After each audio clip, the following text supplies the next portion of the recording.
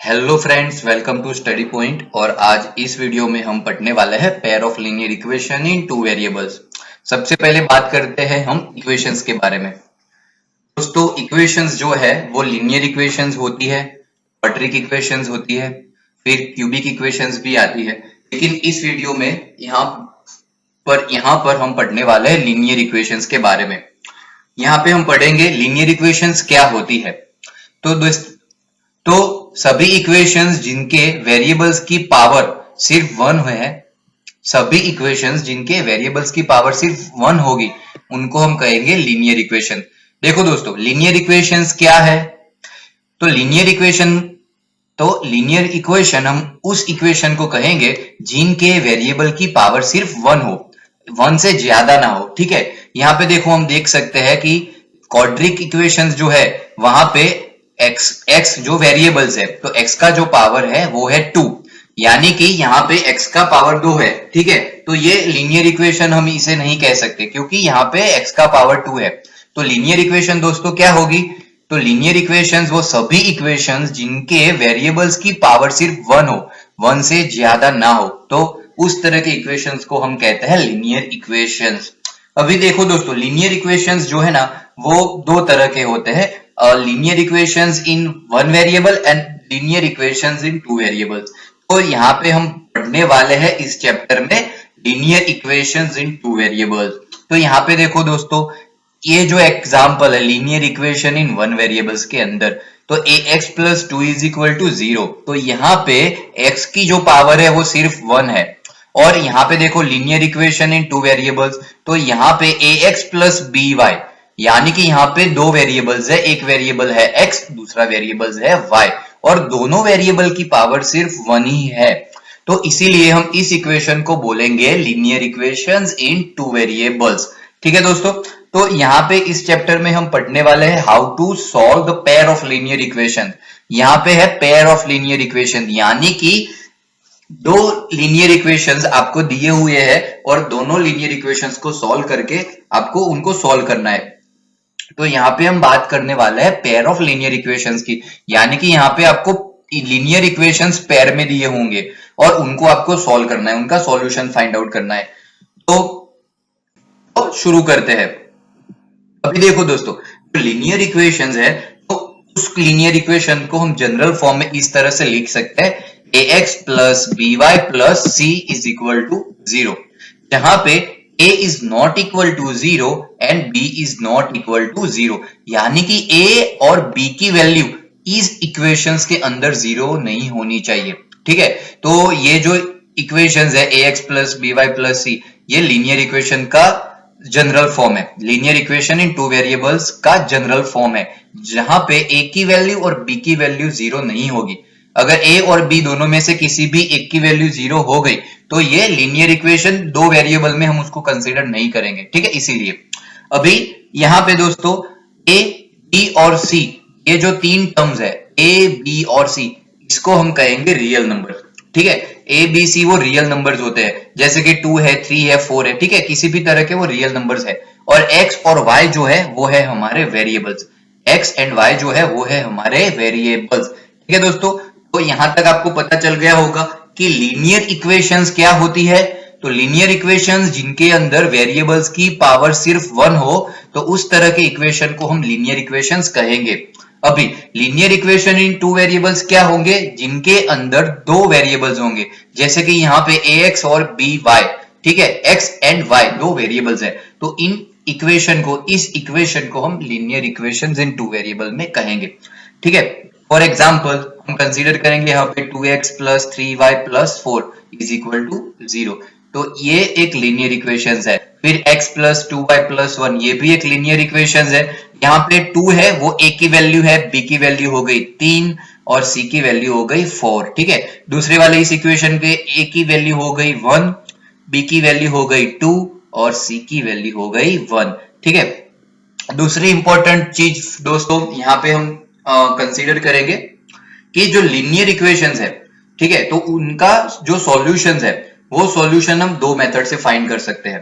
ठीक है, सबसे पहली जो मेथड है वो है ग्राफिकल मेथड और दूसरी जो मेथड है वो है अलजेब्रिक मेथड। ठीक है, अभी ग्राफिकली अगर हम बात करेंगे तो लीनियर इक्वेशंस है वो दैट रिप्रेजेंट स्ट्रेट लाइन। अभी यहाँ पे हम जो लीनियर इक्वेशंस है उनको सॉल्व करेंगे। तो जैसे मैंने पहले भी कहा कि हम लीनियर इक्वेशन को दो तरह से सॉल्व कर सकते हैं। सबसे पहली वाली जो मेथड है वो है ग्राफिकल मेथड और दूसरी जो मेथड है वो है अलजेब्रिक मेथड। ठीक है, अभी यहाँ पे सॉल्यूशन के लिए हम दो इक्वेशन को कंसीडर करते हैं। सबसे पहला इक्वेशन है वो है ax, सबसे पहला जो इक्वेशन है वो है a1x plus b1y plus c1 और दूसरा जो इक्वेशन है वो है a2x plus b2y plus c2। अभी यहाँ पर हम कुछ कंडीशंस देखेंगे। तो यहाँ पे दोस्तों तीन केसेस होते हैं। सबसे पहला जो केस है वो है if a1 by a2 is not equal to b1 by b2। if a1 by a2 is not equal to b1 by b2 सबसे पहली कंडीशन है। देखो यहाँ पे हमने एग्जांपल भी कंसीडर किया है x minus 2y is equal to 0 और दूसरा इक्वेशन वो है 3x plus 4y minus 20 is equal to 0।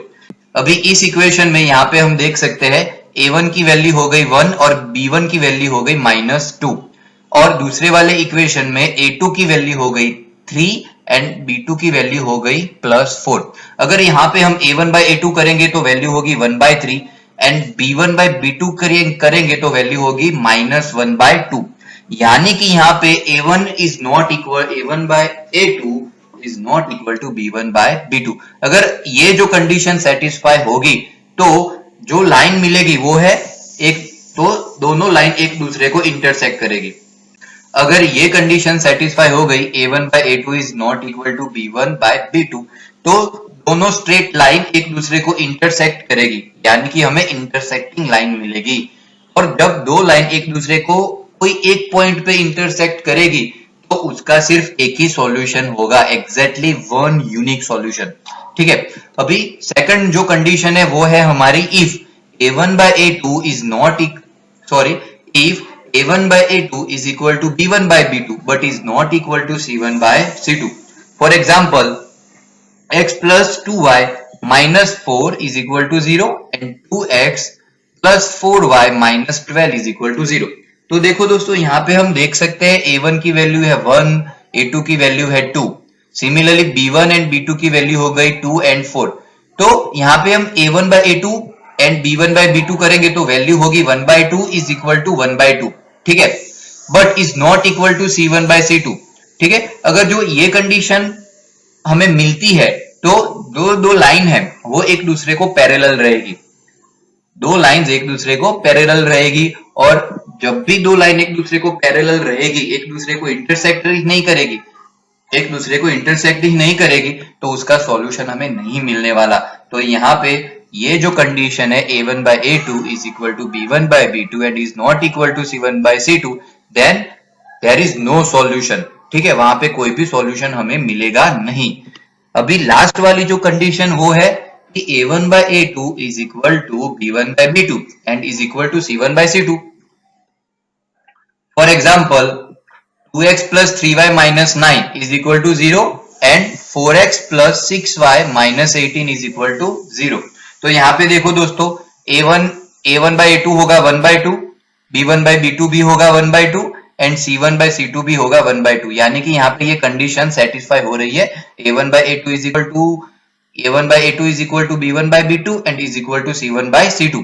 अगर ये कंडीशन जो सेटिस्फाई होती है तो दो लाइन एक दूसरे पे कोइंसिडेंट करेगी और जब भी दो लाइन एक दूसरे को कोइंसिडेंट करेगी तब उनके इनफाइनाइटली मेनी सॉल्यूशन हमें मिलने वाले हैं।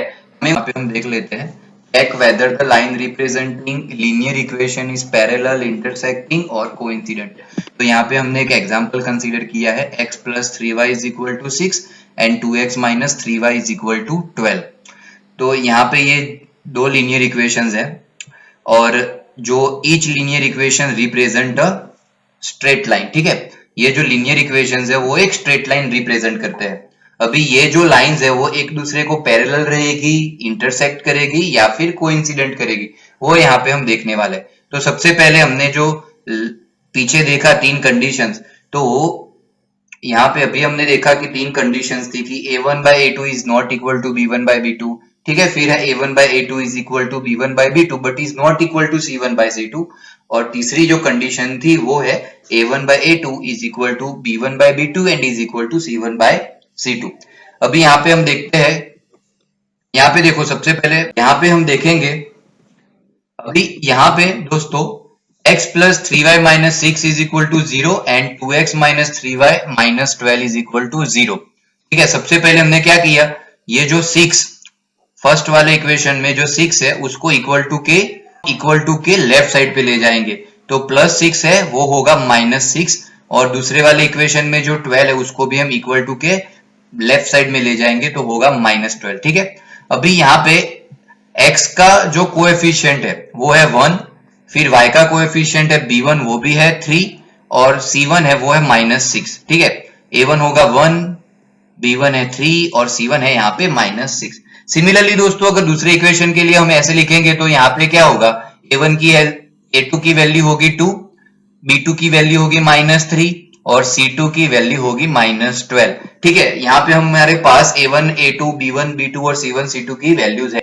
तो यहाँ पे कौन सी कंडीशन सेटिस्फाई होगी देख लेते हैं। तो सबसे पहले a1 by a2 क्या होगा, यहाँ पे 1 by 2 होगा, b1 by b2 की वैल्यू क्या होगी 3 डिवाइडेड बाय माइनस 3, और c1 by c2 की वैल्यू क्या होगी माइनस 6 डिवाइडेड बाय माइनस 12। ठीक है, तो यहाँ पे फर्स्ट हम यहाँ पे कंसीडर करो, देखो 1 by 2 a1 by a2 तो हो गया 1 by 2। ठीक है, फिर b1 by b2 है वो क्या होगा 3 डिवाइडेड बाय माइनस 3 यानी कि माइनस 1, क्या होगा यहाँ पे b1 by b2 की वैल्यू होगी माइनस 1, और थर्ड जो है यहाँ पे c1 by c2 की वैल्यू होगी 1 by 2। तो यहाँ पे हम दोस्तों देख सकते हैं a1 by a2 की वैल्यू 1 by 2 और b1 by b2 की वैल्यू है माइनस 1, यानी कि a1 by a2 is not equal to b1 by b2। तो हमने पीछे तो हमने देखा कि a1 by a2 is not equal to b1 by b2 होगा, तो मतलब है दो लाइन एक दूसरे को इंटरसेक्ट कर रही है और उसका सिर्फ हमें एक ही सॉल्यूशन मिलेगा, यानी कि lines intersecting and has a unique solution. ठीक है, अभी नेक्स्ट एग्जाम्पल है x plus 2y minus 4 is equal to 0 and 2x plus 4y minus 12 is equal to 0। जो पिछले वाले एग्जाम्पल में किया था वही हमें यहाँ पर भी करना है। सबसे पहले वाले इक्वेशंस में से a1 की वैल्यू होगी 1, b1 की वैल्यू होगी 2 और c1 की वैल्यू होगी माइनस 4। सिमिलरली दूसरे वाले लीनियर इक्वेशन में से a2 की वैल्यू होगी 2, b2 की वैल्यू होगी 4 और c2 की वैल्यू होगी माइनस 12। ठीक है, सिमिलरली जो पिछले वाले एग्जांपल में किया था वही हमें यहाँ पर भी करना है। a1 by a2 होगा 1 by 2। ठीक है, फिर b1 by b2 की वैल्यू क्या होगी 2 by 4। ठीक है, और c1 by c2 की वैल्यू होगी माइनस 4 by 12। सो सबसे पहले a1 by a2 जो है वो होगा 1 by 2, फिर b1 by b2 की वैल्यू भी होगी 1 by 2। ठीक है, 2 2 जा 4, और सिमिलरली थर्ड जो c1 by c2 है उसमें भी वैल्यू होगी माइनस 4 by माइनस 12 है ना यहाँ पे, सो 4 3 जा 12 यानी होगा 1 by 3। ठीक है, तो यहाँ पे दोस्तों कौन सी कंडीशन सेट हो रही है, देखो a1 by a2 is equal to b1 by b2 है ना, a1 by a2 is equal to b1 by b2 but is not equal to c1 by c2। ठीक है, a1 by a2 is equal to b1 by b2 but is not equal to c1 by c2, यानी कि यहाँ पर जो lines है वो एक दूसरे को पैरेलल रहेगी।